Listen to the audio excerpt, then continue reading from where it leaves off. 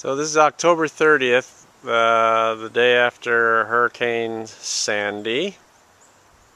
And this is my tent garage. As you can see, it has a slight tree on top of it. Not a slight tree, it's a big tree. And we haven't done anything yet.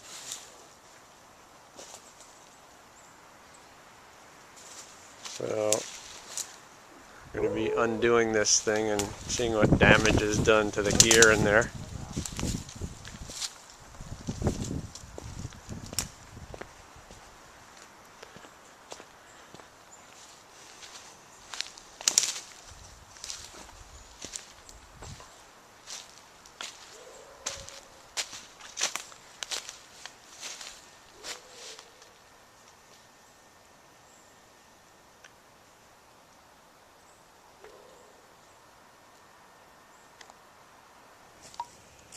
So this is what we see when I open up the door there.